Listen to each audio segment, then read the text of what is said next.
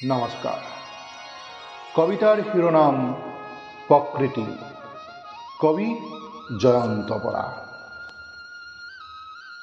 আমি বাৰু সঁচাকৈ পাহৰি পেলাইছোঁ নেকি জীৱশ্ৰেষ্ঠ মানুহ হৈ থকাৰ মানসিকতা? কত পাহাৰে কত পৰ্বতে ঘূৰিছোঁ, কিমান বিচিত্ৰ ঘটনা ঘটিছে বিশ্বাস, আশা আৰু নিৰাশাৰ। বৰ্তমানত আমি নুশুনো সেউজীয়া পাহাৰৰ কান্দন, প্ৰদহিত নৈৰ চুপনি, কুঠাৰৰ ঘাট আঘাতপ্ৰাপ্ত গছৰ বিননি, চিকাৰীৰ বন্দুকৰ গৰ্জনত হৰিণীজনীৰ মনন কাতৰ চিঞৰ। আমি নুশুনো সেউজীয়া পাহাৰৰ কান্দন, প্ৰদহিত নৈৰ চুপনি, কুঠাৰৰ ঘাট আঘাতপ্ৰাপ্ত গছৰ বিননি, চিকাৰীৰ বন্দুকৰ গৰ্জনত হৰিণীজনীৰ মনন কাতৰ চিঞৰ।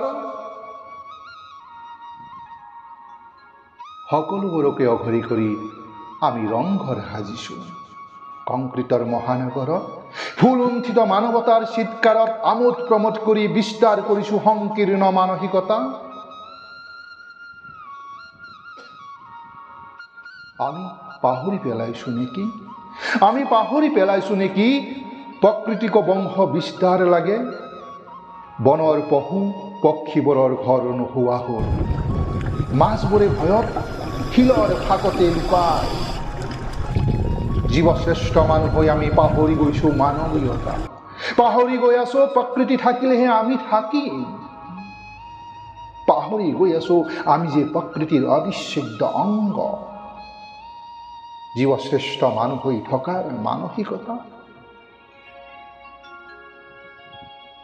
পাহৰি গৈ আছোঁ প্ৰকৃতি অবিহনে আমি যে একোটা মৃতদেহ, পাহৰি গৈ আছোঁ প্ৰকৃতি অবিহনে আমি যে একোটা